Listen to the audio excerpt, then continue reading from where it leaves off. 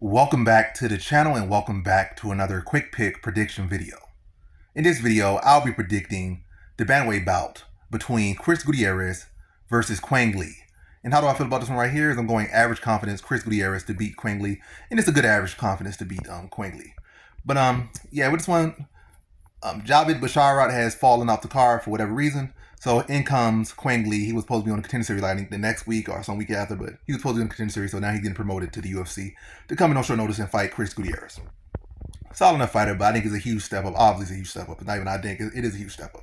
Going from fighting to get in the UFC to fighting a guy who has been ranked in the UFC in the bantamweight division. So even if he would have won his fight on the contender series and made the UFC, he would have not fought a guy of the caliber of Chris Gutierrez. He probably would have fought like another guy debuting or another guy that's like another debutant, or he would have fought a guy that's like on a downtrend or like well outside of rankings, probably never touched the rankings type beat or something, or a guy that's something like that. That's what he would fought. He would have fought a guy who like Chris Gutierrez, who's still very much a problem in the division, or at least somebody who's a factor in the division. Not no factor, the top of the division, but he's factor, at that, kind of at the end of the rankings, like the bottom of the rankings, kind of at that, like the actual ranking, top 15. He's kind of in that mix.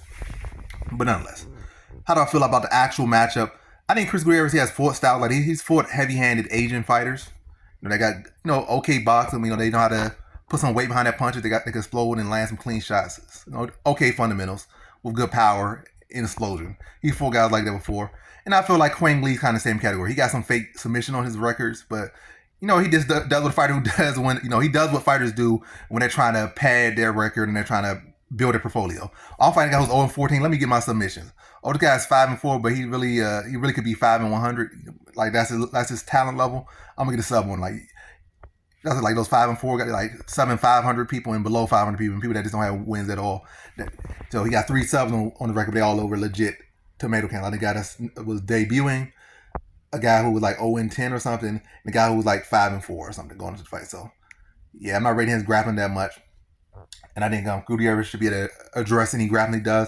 And just like he fought the other heavy-handed Asian fighters who kind of have like a boxing style of striking for the most part, he does what he does to anyone, but specifically to those type of fighters.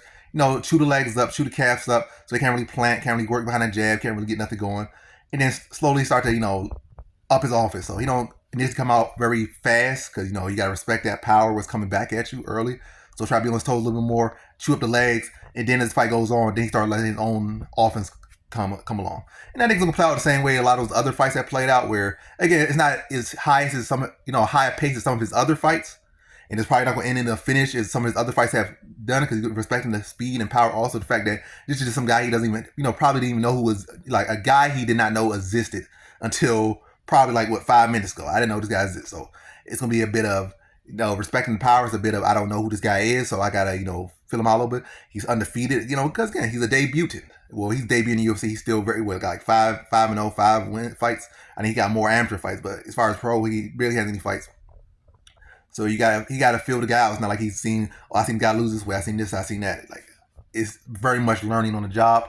But yeah, I think it goes the distance. I think Gutierrez is going to chew his legs up, take away some of his ability to plant and generate power, and then let his offense come on a little bit later, maybe get close to finishing, but again, probably not going to go crazy with it, not give the new guy any chance to, get a flash knockout or any type of, getting caught, or not give that guy a chance to have a moment. Just break him down, use the skill, use the experience, and, break him down and then pick him apart over the course of the rest of the fight and beat him by a clean decision here. So in this one, I got Chris Gutierrez via decision.